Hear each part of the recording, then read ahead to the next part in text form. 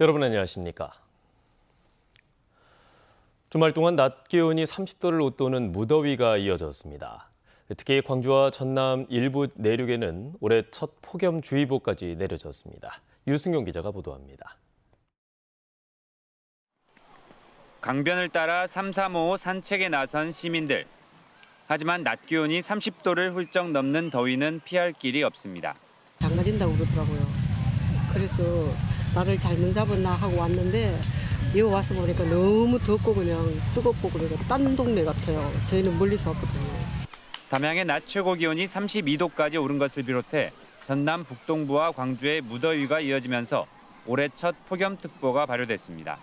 지난해보다 12일 빨랐습니다. 때이른 더위에 나무 그늘이 이어지는 강둑은 나들이객들로 가득합니다. 더위에 지친 몸과 마음을 달래기에 제격입니다. 아니 이렇게 나무 그늘도 이렇게 나무도 우거져가지고 그늘이 있어가지고 너무 좋네요. 쉬어 놀기가. 진짜 잘 해놨어요. 네, 잘 해놨어요. 찌는 듯한 더위에도 어린이들은 물놀이가 반갑기만 합니다. 시원하게 즐기다 보면 더위는 어느새 저만치 물러갑니다. 덥진 않았어? 덥긴 더웠어. 물놀이 하니까 시원했지? 응. 재밌었어? 응. 그냥 대나무를 보러 왔다가 그냥 놀고 싶어가지고 놀고 있어요. 시원하고 좋아요. 이 같은 폭염은 장마전선이 북상하면서 덥고 습한 공기를 밀어올린 탓도 있는데 남해안 지역의 장맛비는 화요일부터 예상됩니다. 기상청은 당분간 무더위가 이어지겠고 장맛비가 내린 뒤에는 폭염이 잠시 주춤할 것으로 내다봤습니다. KBS 뉴스 유승용입니다. 한국형 발사체 누리호가 오늘 고흥 나로우주센터에서 발사대로 옮겨집니다. 한국항공우주연구원은 어제 열린 비행시험위원회에서 내일 발사를 결정하고 오늘 오전 나로호 이송을 시작해 발사대에 세운 뒤 최종 점검에 들어갑니다. 발사 예정일인 내일은 장맛비가 예보됐지만 발사에 지장을 줄 정도는 아닌 것으로 예상됐습니다. 과기정통부는 기상 변수 등을 고려해 내일 최종 발사 시각을 확정할 예정입니다. 가족과 함께하는 육군 신병 수료식이 2년여 만에 다시 열렸습니다. 그동안 코로나19 때문에 중단됐다가 재개된 건데요. 가족들은 고된 훈련을 마치고 늠름한 군인이 된 아들을 끌어안고 응원했습니다. 네트워크 소식 전주방송총국 오정현 기자의 보도입니다.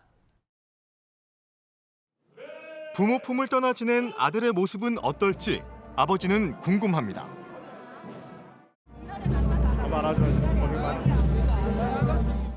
37일 만에 만져본 아들의 어깨는 단단해졌습니다. 잘했다. 이제 아들 장하네. 몸도 많이 좋아진 것 같아.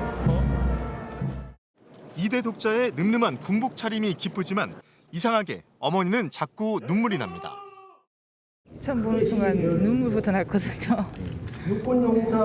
네, 하루하루가 어떻게 지내는지도 궁금하고 이 장병들이 다 똑같은 마음이겠죠, 어머니들은. 신병훈련 수료식에 가족이 초대된 건 2년 반 만입니다.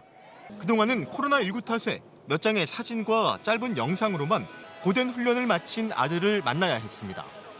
225명 훈련병이 첫 계급장을 다는 날, 한달음에 모여든 가족들은 진정한 군인으로 거듭난 아들을 끌어안고 응원했습니다.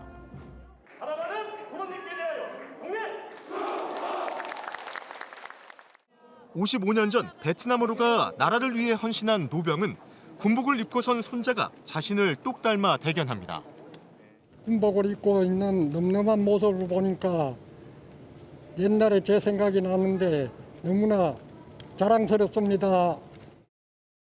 군생활 하신 할아버지가 늘 존경스럽고 이 모습을 본받아서 저도 군생활 더 잘 적응하고 싶습니다. 육군 35사단은 다음 달부터는 입영식에도 가족을 초대하기로 했습니다. KBS 뉴스 오정현입니다.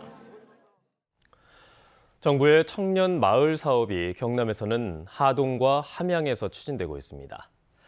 청년들이 한 달 살이 프로그램을 운영해 귀촌, 귀농을 돕고 또래 청년들의 창업을 지원하면서 지역에 활력을 불어넣고 있습니다. 이번에는 창원방송총국 이형관 기자가 취재했습니다.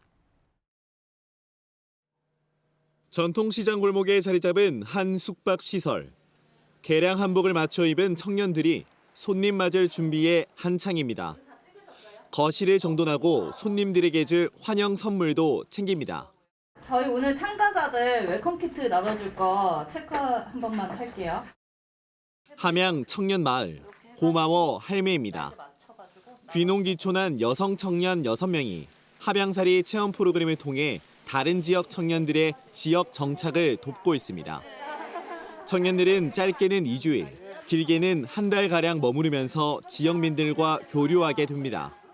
귀농의 성공 사례도 있지만 실패 사례들 이런 것들을 조금 청년들에게 알려주어서 귀농 귀촌에 대한 뭔가 문제점들을 함께 해결할 수 있는 방법을 찾아주고 싶습니다. 정부가 청년 인구의 지역 정착을 위해 추진하고 있는 청년 마을. 청년들이 자신이 살고 있는 마을을 직접 바꿔나가는 사업으로 청년과 지역 주민이 상생하는 마을을 만드는 것이 핵심입니다. 올해 전국에 12곳이 선정됐는데 경남에서는 함양과 하동 2곳이 포함됐습니다. 선정된 청년단체에는 최대 3년 동안 국비 6억 원이 지원됩니다. 이 사업을 통해 가지고 마을이 만들어지면은 공간이 만들어지고 그다음에 사람들이 모이게 되고 그다음에 이야기가 생기고 가능성이 생기다 보면은 청년들이 그 지역에 많이 머물게 되고 청년 공동체를 회복해 지역에 활력을 불어넣는 청년 마을. 정부는 앞으로 5년 동안 전국의 청년 마을 50곳을 더 확대할 예정입니다. 청년마을 숲속 언니와 함양에 KBS 뉴스 이형관입니다.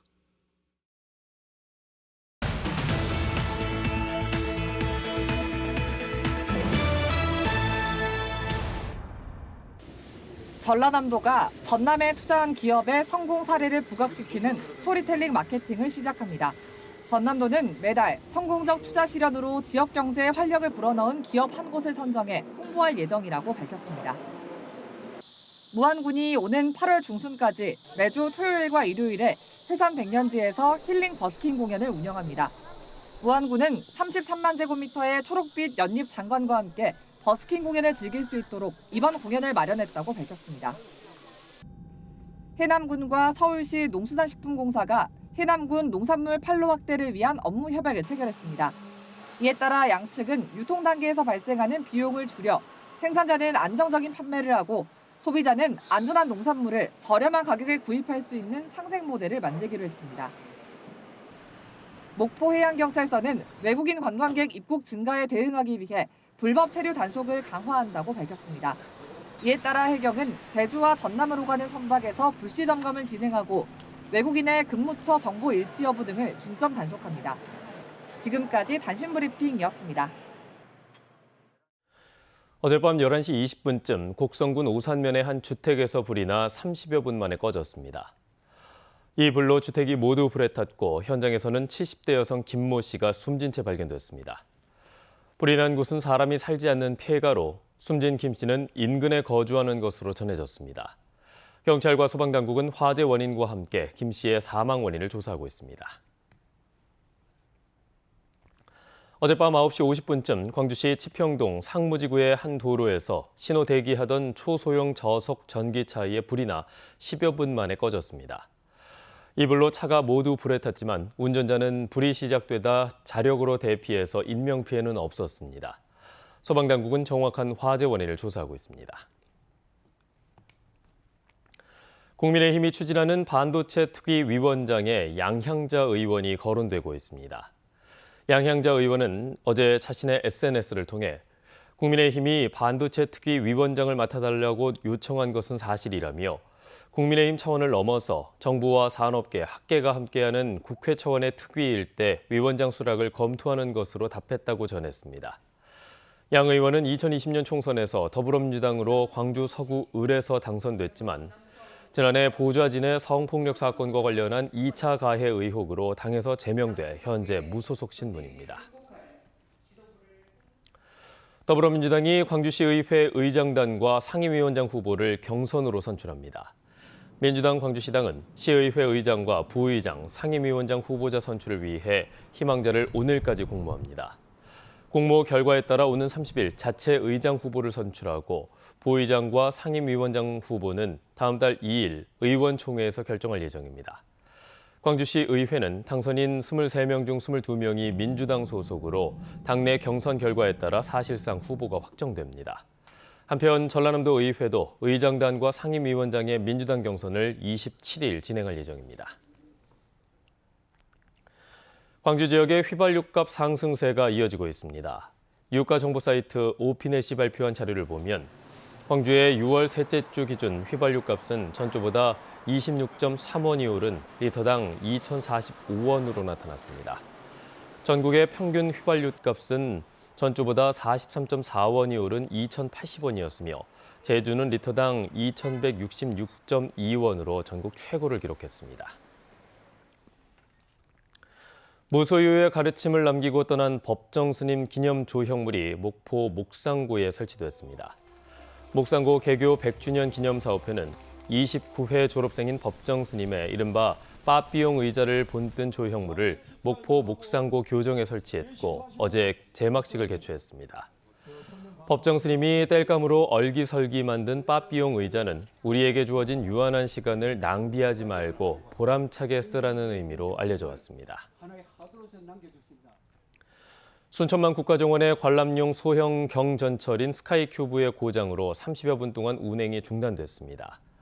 어제 오전 11시 45분 스카이큐브 한 대가 통신장애로 멈춰서면서 당시 큐브 레일에 운행 중이던 다른 큐브 석 대도 운행을 멈췄습니다. 고장난 큐브의 승객 6명은 일반 차량으로 옮겨 타 구조됐고 나머지 큐브들은 승객을 태운 채 돌아갔습니다.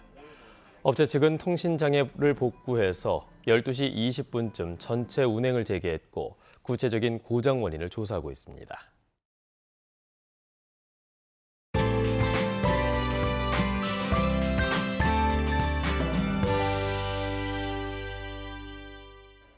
본격적인 장마를 앞두고 더위가 기승입니다. 어제 광주와 전남 내륙을 중심으로는 폭염주의보가 발효됐는데요. 모레까지는 이 폭염주의보가 발효된 내륙을 중심으로 30도를 웃돌겠고요. 체감온도는 33도 이상으로 덥겠습니다. 온열 질환에 주의하셔야겠습니다. 오늘 구름 많은 가운데 곡성과 구례 등 전남 동부 지역은 소나기 소식이 있습니다. 오후부터 저녁 사이고요. 양은 5에서 30mm가 예상됩니다. 내일부터는 장맛비도 시작되겠습니다. 내일 새벽부터 오전 사이 제주도 남쪽 해상에 위치한 정체전선의 영향을 받겠는데요. 전남 남해안 지역은 5mm 미만의 비가 예상됩니다.